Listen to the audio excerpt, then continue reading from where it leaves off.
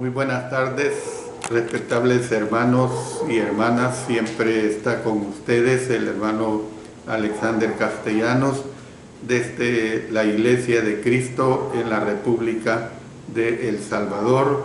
Transmito para el alumbrador cristiano en mi especial programa Te daré lo mejor.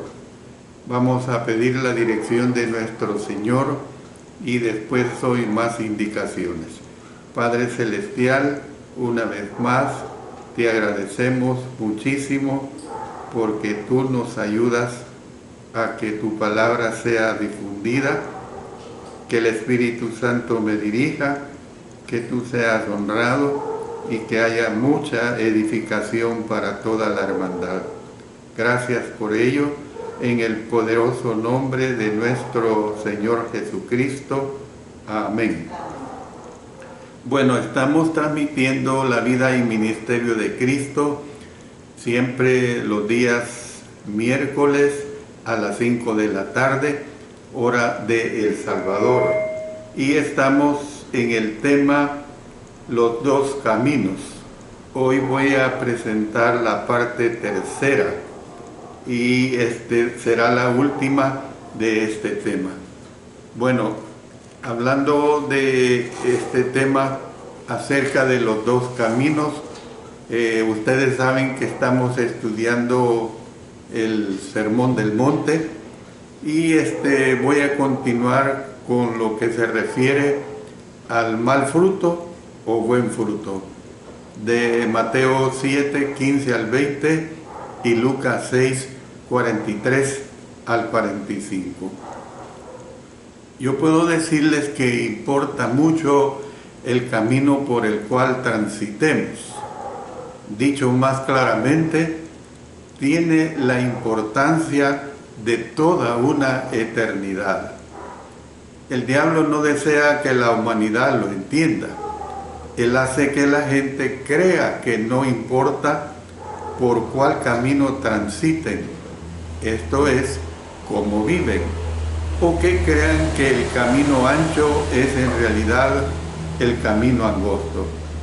Para lograr esto, usa a los falsos maestros. La sección que sigue del Sermón del Monte es una advertencia del peligro de los falsos maestros. Un profeta era aquel que hablaba en nombre de Dios. Un falso profeta era aquel que afirmaba hablar en nombre de Dios, pero que en realidad no era así. Jesús describió a los falsos profetas en efecto como lobos vestidos de oveja. Miren lo que dice Mateo 7:15. Guardaos de los falsos profetas que vienen a vosotros con vestidos de ovejas, pero por dentro son lobos rapaces. Daban la apariencia de lo que no eran, embadurnaban su error con una delgada capa de legitimidad y de este modo disfrazaban su maldad con un manto de buenas obras. Dice Mateo 7, 22 y 23, muchos me dirán aquel día, Señor, Señor, ¿no profetizamos en tu nombre y en tu nombre echamos fuera demonios y en tu nombre hicimos muchos milagros? Y entonces les declararé, nunca os conocí, apartaos de mí, hacedores de maldad. Puede que Cristo haya estado advirtiendo especialmente a sus oyentes del error de las enseñanzas de los escribas y los fariseos. Sin embargo, los falsos maestros han afectado la iglesia desde el comienzo de ella hasta nuestros días. Dice, vamos a leer una serie de versículos en relación a los falsos maestros. Vamos a Mateo 24, leamos los versos 11 y luego nos pasamos al 24.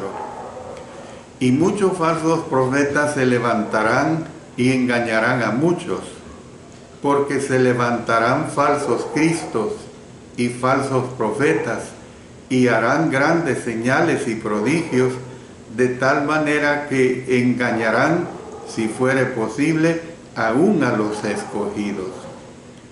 Luego tenemos en Hechos 20, 29 y 30.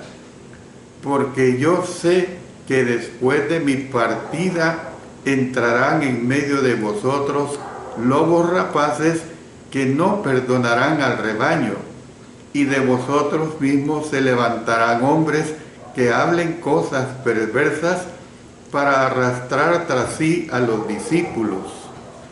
Luego en 2 Pedro 2:1, pero hubo también falsos profetas entre el pueblo, como habrá entre vosotros falsos profetas, que introducirán encubiertamente herejías destructoras y aún negarán al Señor que los rescató, atrayendo sobre sí mismos destrucción repentina. Entonces, es imperativo que identifiquemos a los falsos profetas. ¿Cómo podremos identificarlos? Los podemos identificar por el fruto que den, el fruto de sus vidas y el fruto de sus enseñanzas. Dice en Mateo 7, 16 al 20, por sus frutos los conoceréis. ¿Acaso se recogen uvas de los espinos o higos de los abrojos? Así, todo buen árbol da buenos frutos, pero el árbol malo da frutos malos. No puede el buen árbol dar malos frutos, ni el árbol malo dar frutos buenos. Todo árbol que no da buen fruto es cortado y echado en el fuego. Así que por sus frutos los conoceréis. Y luego veamos en Romanos 16, 17. Mas os ruego, hermanos, que os fijéis en los que causan divisiones y tropiezos en contra de la doctrina que vosotros habéis aprendido, y que os apartéis de ellos. Tanto sus vidas, pues, como sus enseñanzas deben compararse con la palabra de Dios. Dice en 1 Juan 4:1, amados, no creáis a todo espíritu, sino probad los espíritus si son de Dios, porque muchos falsos profetas han salido por el mundo. Luego en Hechos 17:11, y estos eran más nobles que los que estaban en Tesalónica, pues recibieron la palabra con toda solicitud, escudriñando cada día las escrituras para ver si estas cosas eran así. La versión de Lucas añade que la enseñanza de un maestro da a conocer algo de lo que hay en su corazón. Dice en Lucas 6:45, el hombre bueno del buen tesoro de su corazón saca lo bueno, y el hombre malo del mal tesoro de su corazón saca lo malo, porque de la abundancia del corazón habla la boca. Entonces, ¿qué podemos ver, pues? Comparando esto con Lucas 6:45, que básicamente dice lo mismo. El hombre bueno del buen tesoro de su corazón saca lo bueno, y el hombre malo del mal tesoro de su corazón saca lo malo, porque de la abundancia del corazón habla la boca. A mí siempre me sorprende cómo es que los evangelistas, muchos de los versículos que el Espíritu Santo les inspiró, casi son las mismas palabras, las variantes son pocas. Puede aplicarse de modo general a lo que hablamos. Lo que decimos revela lo que hay en nuestros corazones. En el contexto, no obstante, las palabras se aplican especialmente a los que afirman hablar en nombre de Dios. Debemos añadir una palabra de consejo aquí, no interprete Lucas 6:45 de modo que contradiga la enseñanza de Jesús contra juzgar, que se encuentra en Mateo 7:1, que ya hemos visto algo de ello. No juzguéis para que no seáis juzgados. Interprete pues de la mejor manera posible lo que otra persona diga. Entonces fíjese bien, estoy diciendo que la versión de Lucas añade que la enseñanza de un maestro da a conocer algo de lo que hay en su corazón. La advertencia de Jesús es tan necesaria hoy día como lo fue cuando dijo por primera vez: guardaos de los falsos profetas, que vienen a vosotros con vestidos de ovejas, pero por dentro son lobos rapaces. Mateo 7:15. Bueno, pasemos ahora a lo que corresponde a decir o hacer. Y esto lo tenemos en Mateo capítulo 7, los versículos 21 hasta el 23. ¿Saben todos los falsos maestros que esto es lo que ellos son? ¿Saben todos los que transitan por el camino ancho que este es el camino que lleva a la perdición? Aparentemente no. Las palabras de Jesús que se recogen en Mateo 7, 21 al 23 insinúan que es posible engañarse a sí mismo. Leamos estos 3 versículos. No todo el que me dice Señor, Señor, entrará en el reino de los cielos, sino el que hace la voluntad de mi Padre que está en los cielos. Muchos me dirán en aquel día: Señor, Señor, ¿no profetizamos en tu nombre, y en tu nombre echamos fuera demonios, y en tu nombre hicimos muchos milagros? Y entonces les declararé: nunca os conocí, apartaos de mí, hacedores de maldad. Causa de tristeza cada vez que se leen estas palabras. ¿Por qué digo eso? Bueno, se lo voy a explicar. La expresión aquel día se refiere al día de juicio. Miren lo que nos dice Hechos 17:31. Por cuanto ha establecido un día, póngale cuidado a esto, ha establecido un día en el cual juzgará al mundo con justicia por aquel varón a quien designó, dando fe a todos con haberle levantado de los muertos. En esta ilustración cabe preguntarse si los que así protestaban en realidad habían hecho todo lo que afirmaban. Jesús no negó que lo hubiesen hecho. Sin embargo, aun si hubieran hecho buenas obras, también habían sido obreros del mal, pues Cristo los acusó de hacer maldad. ¿Qué obras exactamente hicieron? Es algo que tiene relativamente poca importancia. Las palabras más importantes y las más tristes, por supuesto, del versículo 23 son: nunca os conocí. Imagínense a enfrentarse al tribunal del Señor en el día del juicio y que Él nos diga: nunca os conocí. Yo no quiero que me diga eso el Señor. Y mi amado hermano y hermana, yo espero que también usted esté preparado, que no diga en ningún momento el Señor de usted: nunca os conocí. En la Biblia, la palabra conocer puede significar tener una estrecha relación, incluyendo la relación entre Dios y el hombre. Bueno, me voy a referir a esta palabra conocer, que esto incluye las relaciones maritales. La Biblia dice que conoció Adán a su mujer Eva, la cual concibió y dio a luz a Caín y dijo: por voluntad de Jehová he adquirido varón. Génesis 4:1.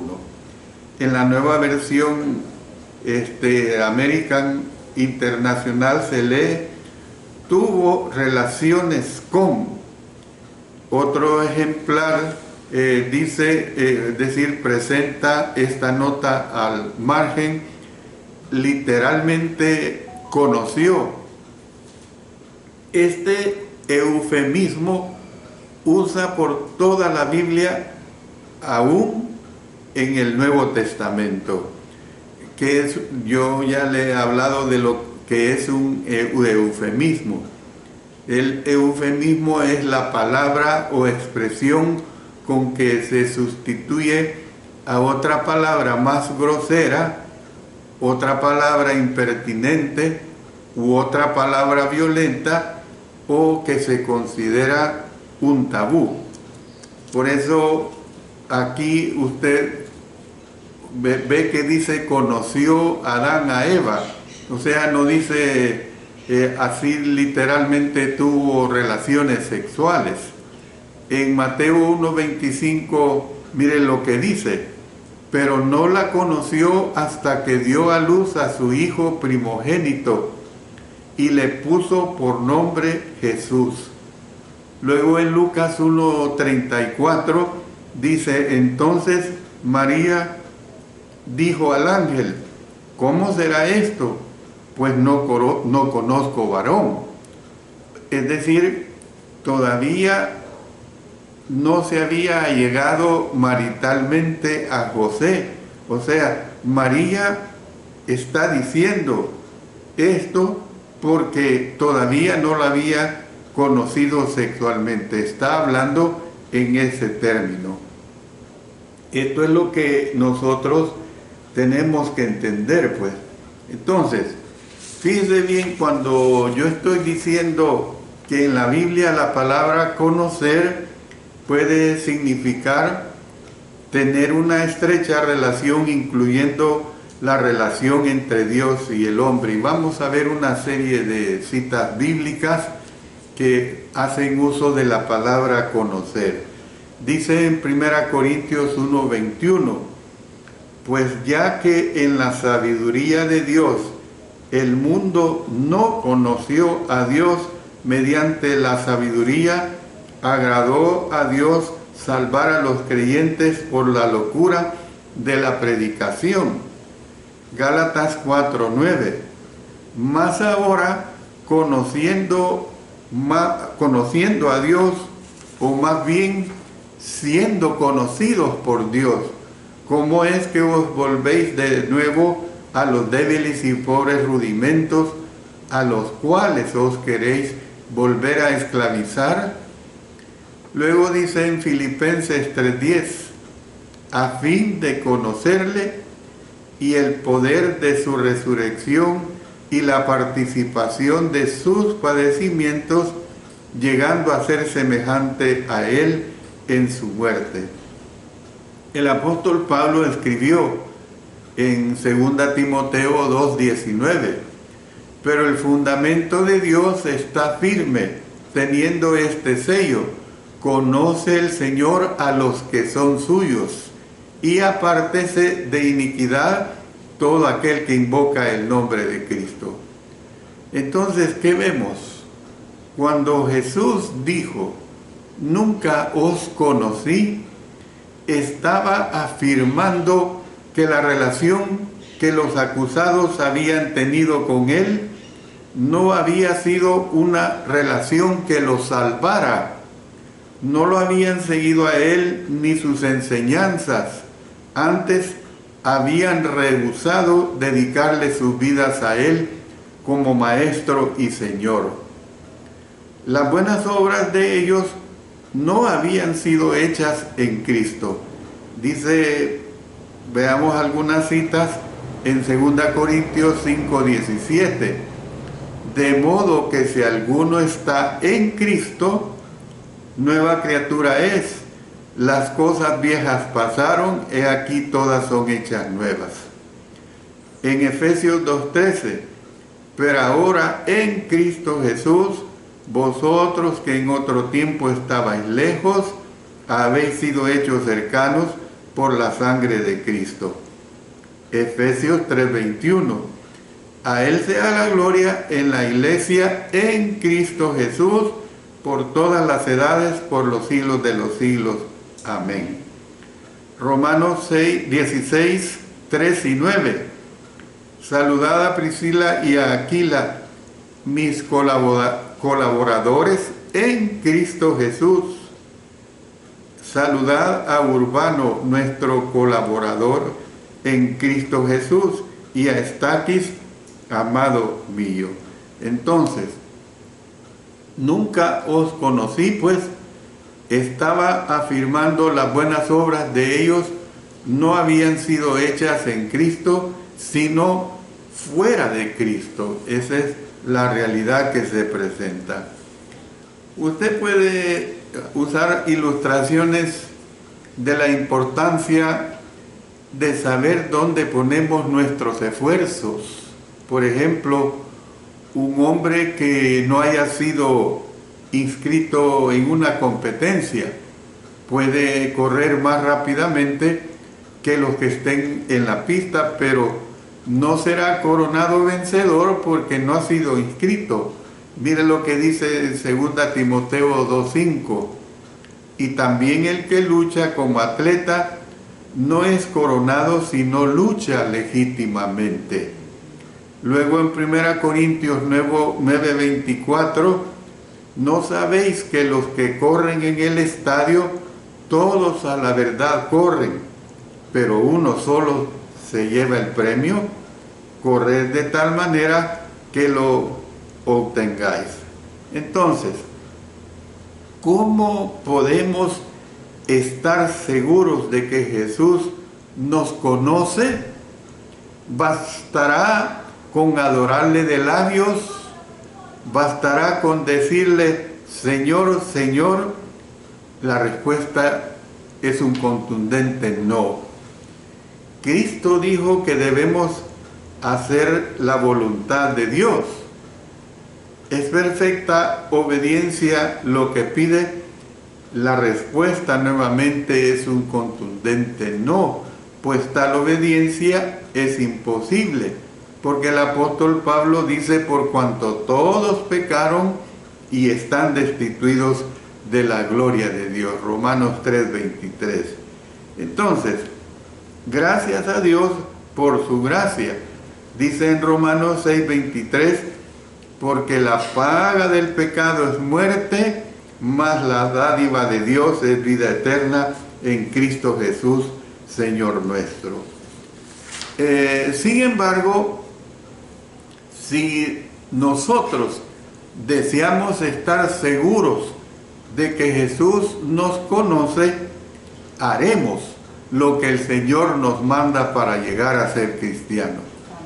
Vamos a volver a leer, yo lo he usado en lecciones pasadas, pero es importante volver a ilustrarnos esta declaración con Romanos 6, 3 al 7, y luego vamos a leer versículo 11, versos 17 y 18, y luego el 23.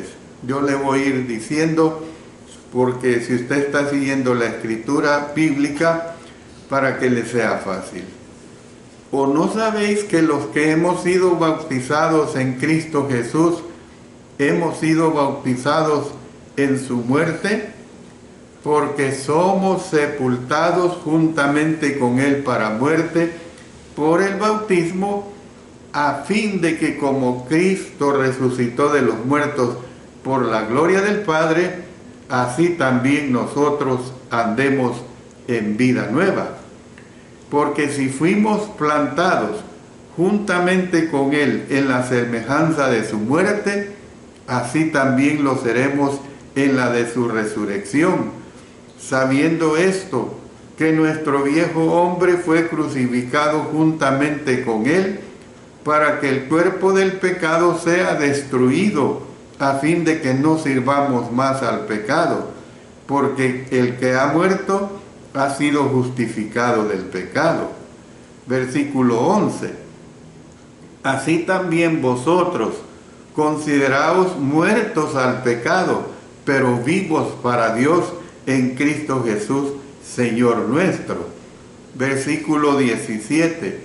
Pero gracias a Dios, que aunque erais esclavos del pecado, habéis obedecido de corazón a aquella forma de doctrina a la cual fuisteis entregados, y libertados del pecado, vinisteis a ser siervos de la justicia. Y luego el versículo 23, porque la paga del pecado es muerte, mas la dádiva de Dios es vida eterna en Cristo Jesús, Señor nuestro. Nos dice Gálatas 3, 26 y 27, pues todos sois hijos de Dios por la fe en Cristo Jesús, porque todos los que habéis sido bautizados en Cristo, de Cristo estáis revestidos. Entonces, y después le obedeceremos lo mejor que podamos. Una vez nos sometemos al bautismo en Cristo, nacemos del agua y del Espíritu, perseveramos dentro de su iglesia, siéndole fiel hasta la muerte.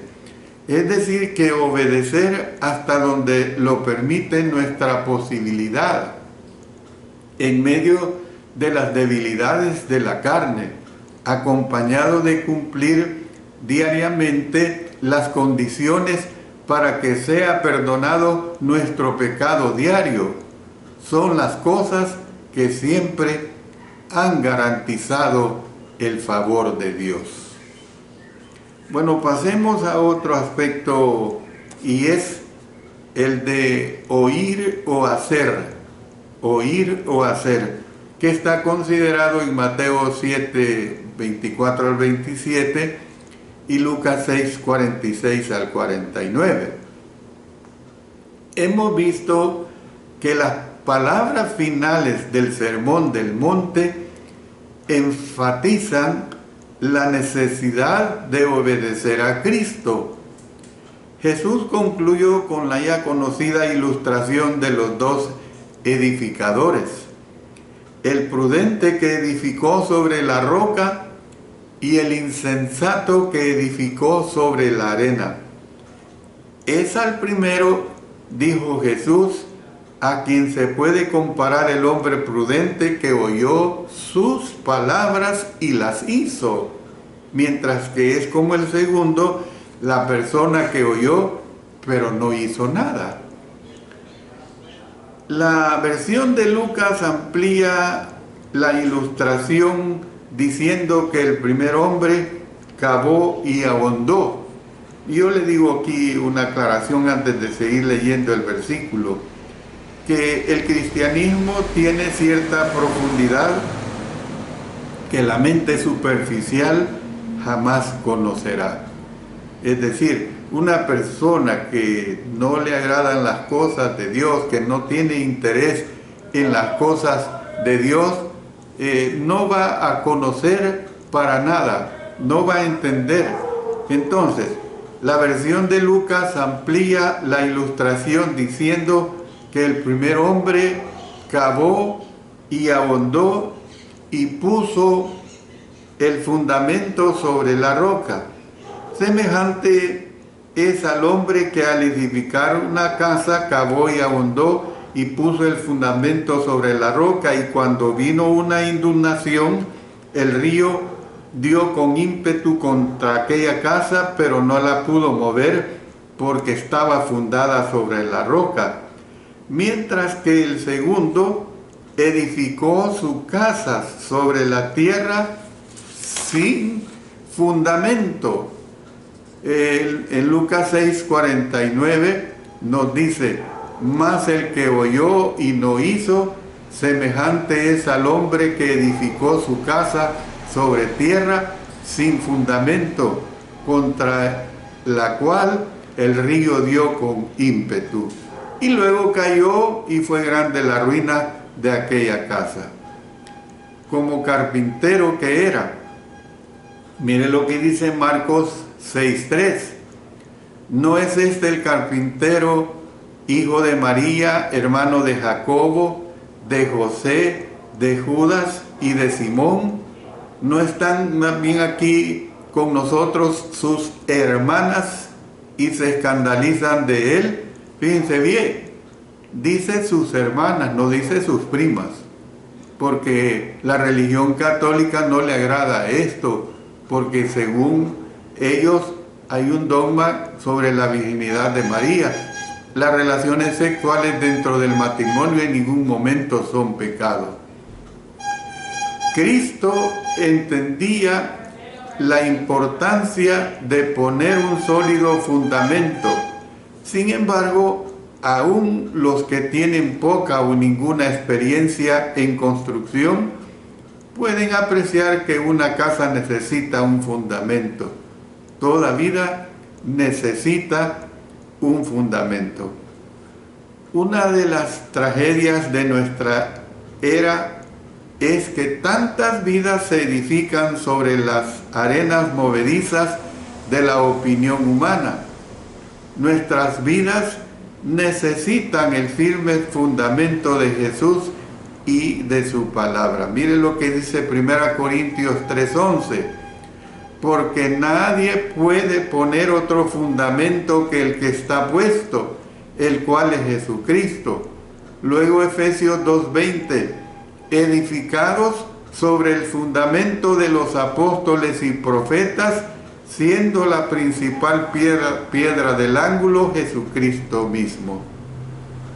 Es posible tener esta estabilidad si hacemos, y únicamente si hacemos, la voluntad de Cristo. El contraste que presenta este pasaje es entre hacer y no hacer.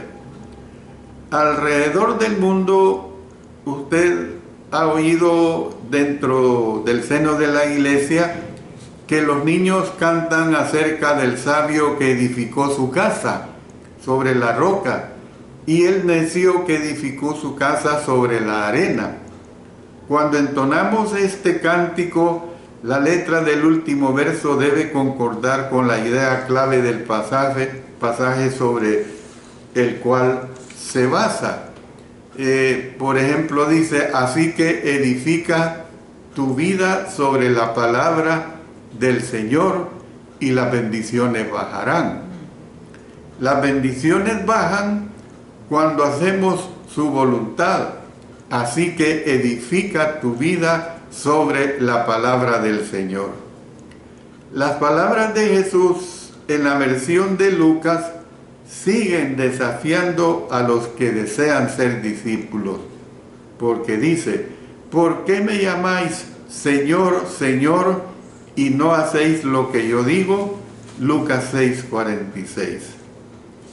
En conclusión de este estudio de lo que hemos venido estudiando aquí de los dos caminos, puedo decir lo siguiente que nos presenta Mateo 7:28 al 29.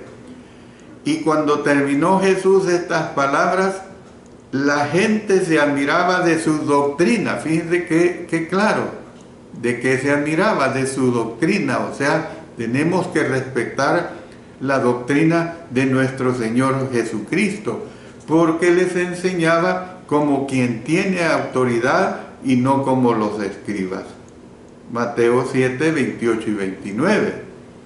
Aún después de casi 2000 años, podemos ver que el Sermón del Monte continúa causando admiración.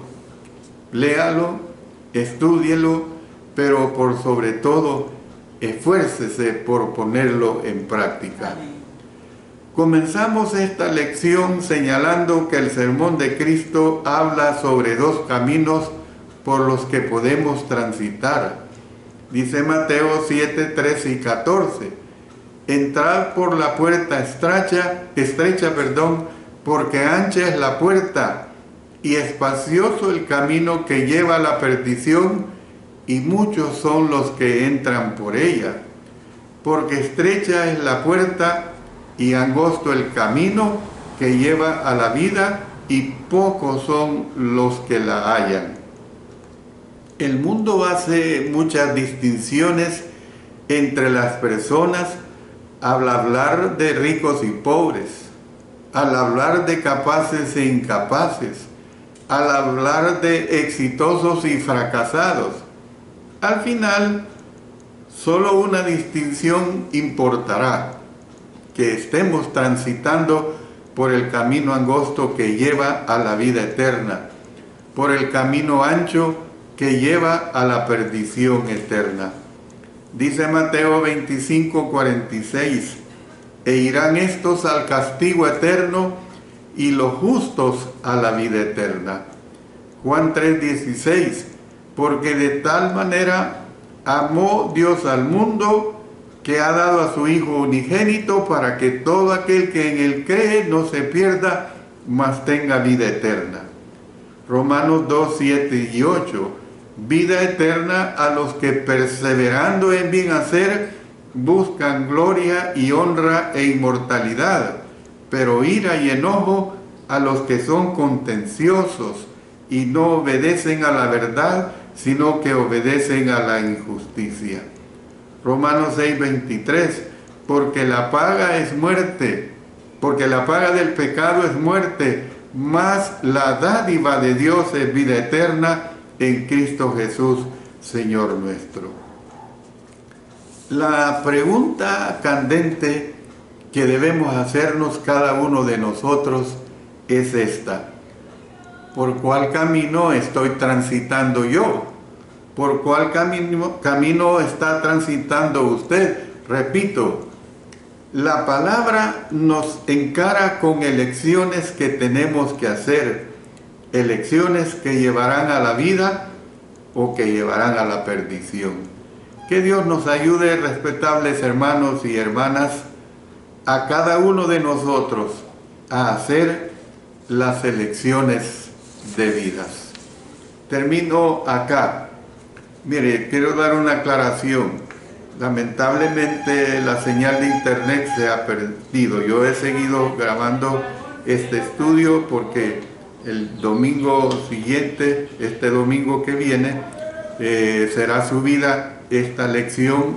Yo pondré un aviso, le avisaré que usted podrá escuchar la lección completa. También quiero decirles que para el siguiente miércoles, o sea, miércoles 8 de marzo, año 2023, voy a estar presentando el tema No juzguéis en dos partes. De manera pues que les invito a escuchar este tema tan valioso, no juzguéis. Pidamos la dirección de nuestro Señor y agradeciendo pues porque Él me ha permitido presentar nuestro mensaje, y agradeciendo en especial a ustedes que donan su tiempo para escuchar palabra de Dios. Padre eterno, te damos gracias porque tú nos permites que esta palabra corra, se enseñe, se predique y que todos tomen mucho beneficio de ella. Gracias, Señor, por ello. Lo hacemos todo en el poderoso nombre de nuestro Señor Jesucristo. Amén. Amén.